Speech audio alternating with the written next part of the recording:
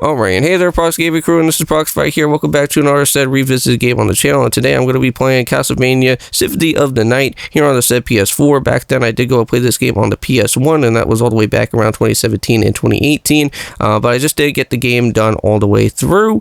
That was because I did go and have my said college year throughout that time, and now, mind you, there was also said other said games that was also happening throughout that said time frame, and this game got pushed all the way down through the wayside, and I couldn't even go and do anything else about with it. But here we are now in 2025, and I am going to go and hopefully try to complete it with this game once and for all, and see what we could do when we reach all the way over to that said final battle.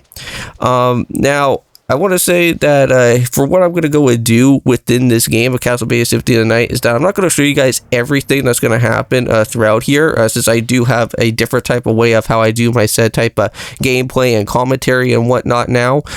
So any type of like backtracking or anything of that type of nature that does happen where we have to go back into some other different said previous places, I'm not going to show you guys all that type of stuff there. Any type of items that I do go and pick up, I will show you guys that. Any type of level up upgrades that I also go and do, I will show you guys that as well. So you guys won't be left out on that. So we're going to go and name ourselves Prox over here. And now we can go and finally jump on into the said game and actually go and start off with the very beginning of our adventure playing as Richter Belmont. Now, I think this is like a part of the Rondo of Blood, I think, end part of this game, right? Or somewhere around within there. And that's where Richter actually does have Maria as well as a part within this game. And she actually does help you out throughout this said final battle. And I'm pretty certain that you do have to get yourself injured anyways for her to actually go and show up. And then that's where you get all the said special power-ups and knock out Dracula. And then that's where then you can actually go and play as with Alucard. Now, I kind of like how in Symphony of the Night is that you kind of actually have like all the actual said like upgrades at the very beginning, and then you can just go and just start like wailing out on all the other different enemies and just knock them out like so fast. But at some point, I want to say the Grim Reaper of all things will actually then go and show up and actually snatch all your different items, and then you're gonna have to go and basically run around like Metroid out here, like Samus, and trying to find all the different set items to go and basically return back to you. That's why there is like a little bit of like a game type of I want to say type of genre known as Metroidvania games, and that's why I'm always a big fan of anything Metroidvania, is where you get to go and find any type of said like special power-ups or whatnot that you originally had, and you can go and just hopefully try to snatch them back up. So it's time to go and smash on down with some things. So yeah, so any type of candles, any type of lamps or anything that's going to be around within like certain stages, you can actually go and find different side items, hearts and whatnot. And I believe those hearts will actually somewhat help you along within your journey to kind of keep yourself somewhat afloat within this game. Now, mind you, here around within Castlevania Symphony of the Night, there is quite a bit of some cringy type of voice acting, but that's what makes this game nostalgic, right? Just like from before, back when Square Enix was going to do Final Fantasy X as their very first voice acting game, and even though that did have a little bit of cringy voice acting in some parts, it still made like the game very much fun and very much enjoyable, and that's why everybody still kind of has somewhat of a very much big liking for what Final Fantasy X was all about. Yeah, too bad that unfortunately with that game though, when I went and did that whole Final Fantasy X game, I never really got to go and finish off that game fully all the way through. I almost did, but then I got myself completely screwed over by that by the father that was having that battle that I had to go through with Titus, right? So this part of the battle, for what I'm going to be showing you guys is that I'm a little bit rusty coming on into this, because I totally forgot that even having the said type of whip, you could actually go and knock around with the said type of fireball there. I just never really realized that right away. So it looks like we could actually switch between if we wanted to go and use the set type of cross or the holy water. Holy water would actually be somewhat pretty nice around within there, because if you just wanted to just go and just throw down like some fire around where Dracula would be, that could actually somewhat help out a little bit, but it seems like the cross is not doing like too much. So at some point, Maria should be coming up around here soon. We're just slowly running out of health. Yep, and here we go. So now we're gonna get all the special type of Mighty Morphin Power Ranger type of things to go and power up here. So let's go. Alright, so now we got this type of special power here. We should be able to just knock out quickly with Dracula right away.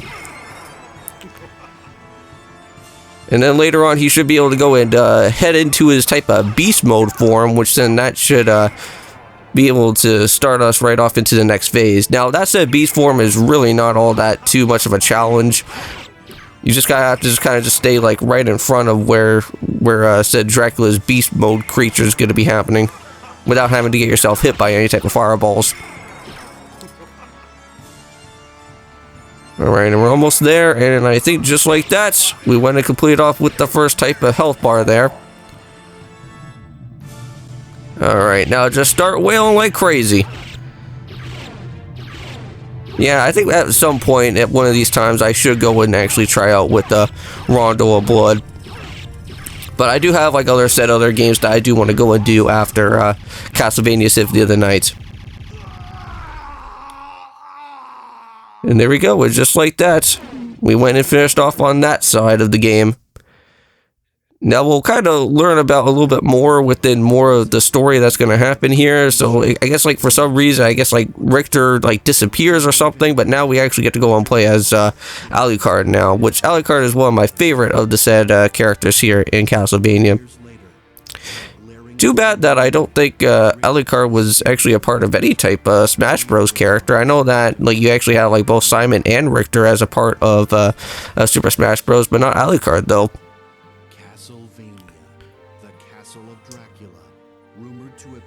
Now, I could be wrong. Somebody may probably tell me that, oh, well, Alucard is probably just an alternate form or something, but I don't think that was ever the case. Powerful forces struggled for the soul of a man named Alucard. He who had once fought alongside Trevor Belmont against his own immortal father, Count Dracula himself. To purge the world of his own cursed bloodline, Alucard had submerged his vampiric powers and fallen into what was meant to be eternal slumber. But now, he awakens to the cackles of evil and cries of the innocent. The eternal battle of good and... Alright, and now it's gonna finally be time to start off with the actual way here of Symphony of the Night now. No man can say who will emerge victorious.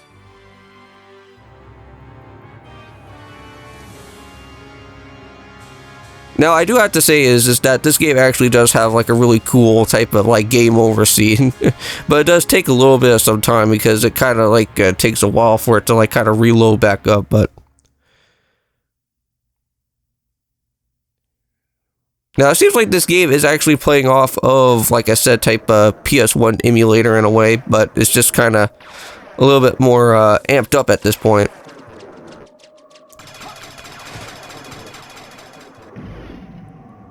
Alright, so there we go, just knocking out all these enemies, and it's just going to be very much quick and simple out here. Now, the set type of level ups that actually happen here at the very beginning, we'll actually be able to keep those alongside with us. After once the Reaper decides to go and steal all our different items. Now, at this point in time, Alucard can actually go and run pretty fast with the different type of powers that we do have. But later on, after when all of our items get taken away from us, Alucard's going to be walking really slow. Which, unfortunately, that's like the most annoying type of thing that actually happens here in this game. Oh yeah, and we also can't forget that we also do have our trusty handy-dandy shield with us, so that'll be very nice as well, too. Oh, and there we go, got ourselves with some wall chicken. Oh, wait, or I should say some wall turkey, actually. But you want to make sure that you normally kind of keep those, because the wall turkey is actually somewhat pretty helpful for your healing of items and stuff. Now, this game actually does have set equipment in this game. I think this is one of the games that actually revolves around with the use of set equipment in this. So you want to make sure that you equip out with Alucard with all the best type of gear that you can go and see, so that will help out with yourself within your adventure. I know that we are going to be starting off with getting one of the first of many set equipment that is going to be somewhat primarily going to help us out, and that's going to be with the use of the short sword. Now, we will be able to find a set type of thing known as a rusty sword, and that is actually more so of using a two-handed weapon. And sometimes using a two-handed weapon is a little bit slower than just using a one-handed item. So I think it's always better to just find a one-handed item first in this game compared to just using a two-one. And if there is any type of like save points in this game, it's always better to go and find a save point because it will actually heal you up within your time as well too. Alright, so here we are, going to be battling our first of many set type enemies without having our use of items at this moment. We can go and use our said fist. And I think actually within the very beginning of the said boss fights, I think in this episode, I actually decided to go and go for full fisting of some punches out here without actually having to use the actual said short sword. Alright, so heading up into this particular way, this is where we can actually go and find ourselves with a save point here. So we're still in the same exact area, so nothing hasn't really ever happened. It was just that we were kind of climbing up my way up into there. So as what I said from before, I'm not going to show you guys too much of everything that actually does happen here, so. Okay, so I think right now we are going to be picking up with the Cube of Zoe. Don't know exactly too much of that exact item is there for. I know that if we ever do go and find any of those type of like heart container things or whatever that's around within this way, that'll actually help us out build up more of our hearts in this for Alucard there. So we're gonna actually go and push one of those things downwards for the spike, and we can actually go and knock some of those different type of random weird globe things that are here, and that's how we'll get ourselves with some sort of like Cuirass thing or something. But yeah, we'll also find another one of those as well, and then that will actually give us the hard stuff.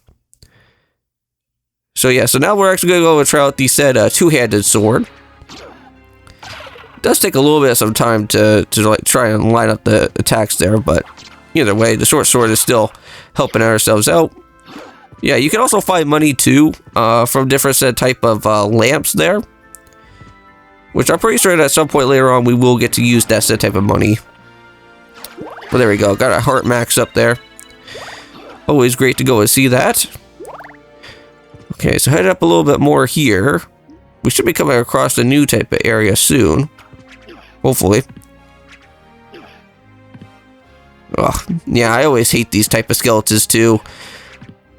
These freaking skeletons and their flying bones. They always have a little bit of some problems there.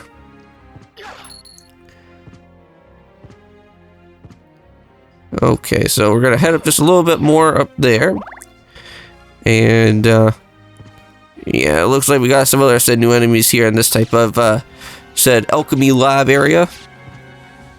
Now these guys could get pretty annoying. They always like to drop those type of weird like teardrop attacks, and it's always good to always battle out with said type of enemies here because that's how you'll be able to get yourself all powered up for other said different level ups as well. Because if you want to build up more of HP for Alucard, normally battling out with the enemies are going to help you out quite a bit. So here's also another type of save data around here as well. So we're going to just make sure that we just go and re-heal ourselves back up within the time. Alright, and onwards back to the adventure. I think just right up here is where the said boss is going to be. Now this is going to be an actual said boss battle that will have a 2-for-1 special here with these guys. Yep, so here we go. So I think what we're going to actually have to go and try to do is knock some more of what that, what the, I think what's that, Griffin or something there? We're going to have to go and try to knock him with that gargoyle type of enemy or something that's going to be there first because we don't really want him to be trying to pick up his buddy there. So now, since we went and finished off with him, now we can just go and finish off with the dude with the spear there. And we're just going to go full fist fight out here with this guy. And there, and another set level up, and a new said trophy. Oh, and we got ourselves a little life max up too. So, I think by this time now, we should be able to hopefully come across with another type of save point here. And I think after this, we should be able to arrive up into another type of new said destination here soon. Yeah, we only have about only like 2 hearts right now. We have to be a little bit careful for what we're gonna have to do around within here. All right. Oh yeah, we got some of those guys there. I don't think they're too much of a problem. It's more so these axe guys that are here. That could become a little bit more of an issue. Yeah, there's like a whole lot of them up here too. So there's an opened up door. Yeah, maybe we could go and probably head through there. So here's the new area. This is the Marble Gallery, and this is actually one of my favorite type of OSTs in this game as well. So with that being said in mind, I'm going to go and end off this video for today. I'll be seeing you in the next one, and I'll let this video go and play itself out, and of course, peace.